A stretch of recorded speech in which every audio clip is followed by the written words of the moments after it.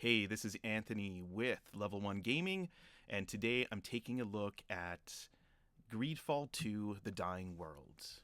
Now, this is the early access launch, meaning it's only out on PC for this release on September 24th. And by the time you're watching this, it will have been likely released. And that means that consoles will come at a later time once the game hits 1.0. So the original Greedfall released back in 2019, and it became a popular hit for fans of open world RPGs that have a heavy emphasis on lore and companion involvement. So for fans of the original Dragon Age games, Elder Scrolls, and similar RPGs, Greedfall became a favorite within those communities. And now in 2014, the development team Spiders is back with Greedfall 2 The Dying World. And like I said, this time it's launching in early access. So Spiders aims to take fans along for the ride as they reach their 1.0 release, working with the community to fully flesh out the ambitious systems it intends to create for its sequel.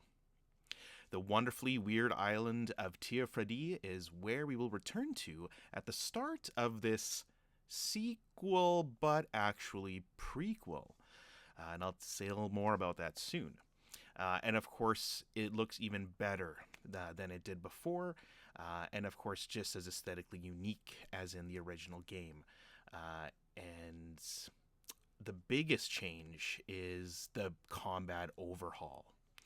Now, the original game used a fairly basic hack and slash system, which has been entirely removed and overhauled for the sequel. So it hasn't been bolted on to the original combat system or anything like that. This is a from the ground up total overhaul.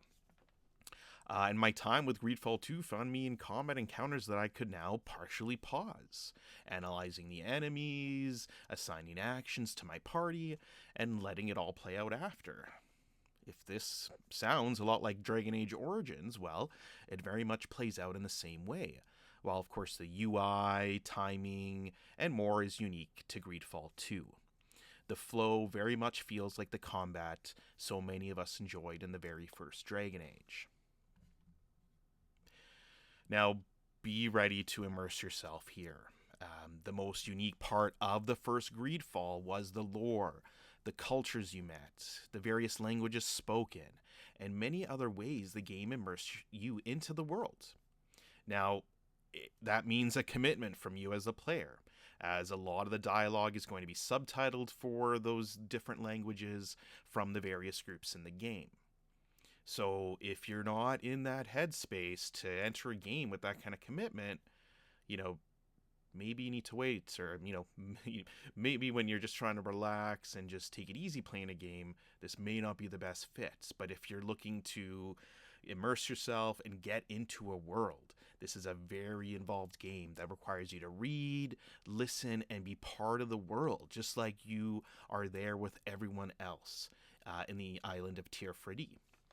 Also, the sequel, like I said earlier, is actually a prequel. So it's called Greedfall 2, The Dying World, but it actually takes place 3 years before the events of the first game, providing a lot of new context to the original game, all while continuing to build this amazingly realized world. So if you're a gamer who likes to immerse yourself in a world like this, then you will have one of the most immersive RPG experiences out there. And when it comes to this kind of stuff. So this was the original game's biggest strength, and it continues to be for this entry. The music is beautiful, with lyrics sometimes in the various languages, and everything just comes together in a very, very great way that immerses you totally. So be ready. So, like I was saying, this is early access. There's been no major game-breaking issues. This is not an early access launch that, is you really need to be concerned about. There's obviously going to be bugs. This is not a 1.0 release, so you need to go into this knowing that you likely will hit some bugs. And they add up, right? So it's going to feel like an unfinished game, because it is, right? So make sure you know that going into it, that this is an early access. It is different than the launch of the original game. So some of these things were traversal stutter issues. I was going from 120 plus frames down to like the low 60s for seconds at a time. That can be very disruptive. The performance in the end for the visuals you're getting, it's fairly low performance. You would expect more. And that's kind of on par with the first game. Of course, again, this is not 1.0. A lot can be optimized here. Right now I'm running an i7, 32 gigs of RAM, an RTX 4080. I have, I have more than enough for what it needs. So the performance you get, for like my system is just kind of low. But hopefully we see optimization. But this seems on par, like I said, with the first game. Loading times can also be quite long for games in this day and age. I have extremely fast SSDs, and and this was installed on my internal one, and it took a while. It goes up to like 30 to 40 seconds sometimes, especially on a totally fresh start. I didn't have a chance to try this on my Steam Deck. I have an OLED system. My poor deck is dead. I sent it off to Valve to get replaced, so I didn't have a chance to test that, but I will likely update the article on the website when I do. The menus can also have sometimes a mind of their own, where like every selection is being highlighted very quickly. But despite when that happens, the menu still works fine, so it seems to just be a visual glitch. Also, the main menu uses this extremely low quality video as the background.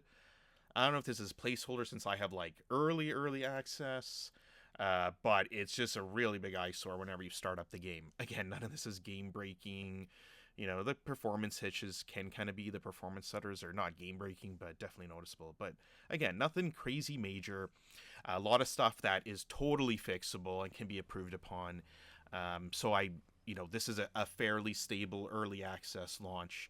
And I wouldn't, at least from my experience, be too concerned about, like I didn't have any major crashes or anything too intense or freezing or like, losing progress, like nothing game breaking like that.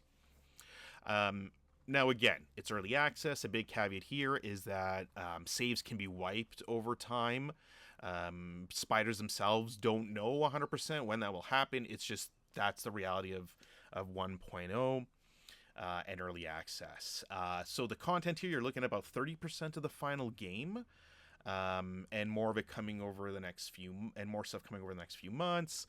I was able to get, I got about 13 hours into the content, and I didn't get through all of it. I got to Thynia, which was like this another part of the game, and there was still more. So like I haven't finished the content. There's still a good basis here, just at launch. The roadmap is looking pretty good. I know roadmaps can be, they don't have hard dates. It's autumn, winter, what's coming next, but we'll have to just kind of wait and see. It's hard to comment, but they have a good plan. But until things actually come out and we see, their day-to-day communication updates, etc., it's hard to say. But so far, this is in a good state for what it is. So in the end, my conclusion, like I came away from this early access period pretty impressed, pretty happy. The combat was the weakest part of the first game, and they totally overhauled it. I tried not to compare it to Baldur's Gate 3 because it doesn't have that like super flexibility and really different ways you can kind of go about every single encounter like Baldur's Gate 3 has. Now that game of course went through early access too, and they want to try and have a lot of interactivity when it comes to how you can approach every combat system, but in this early access, like I don't see it ever getting as good as Baldur's Gate 3. Not as good. I don't want to say it's not good. Not as flexible and kind of like, you know, the sky's the limit of what you can try to mix the systems at play with.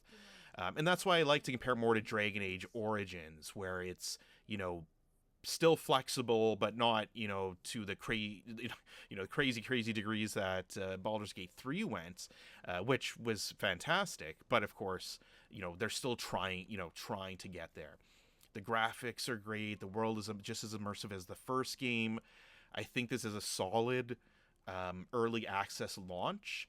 And if you liked the first game and you want to be a participant in giving feedback, and you like the idea of this new combat system, and you want to be part of that, of that early access period to make the game better and test everything out and work with the development team, then I say, yeah, go in, because this is a much better, much more ambitious version of the first game.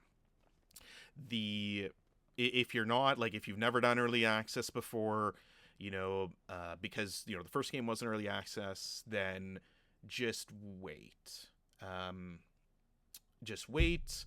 If you're not used to bugs and this and that and waiting for content, then wait, because that's what early access is all about. I'm not trying to put that as a hit towards the game, towards Greedfall 2 at launch, the early access launch.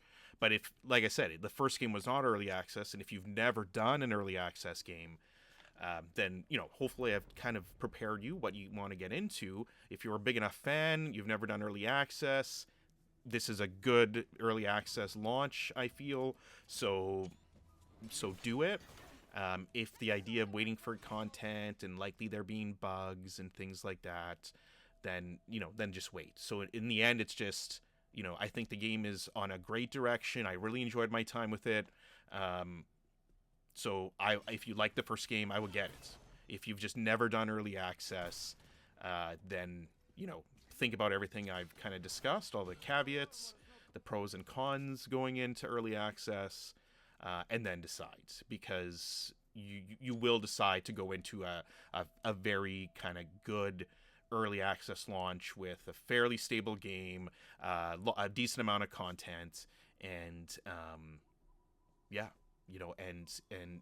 and a good roadmap ahead. So I would say this is pretty good, and I would give it a go. And I want to give a thank you to Nacon and to Spiders and them to giving us the code, giving us early look at this, and getting you an impressions and look at Greedfall 2: The Dying Worlds, the early access launch, which launches September 24th.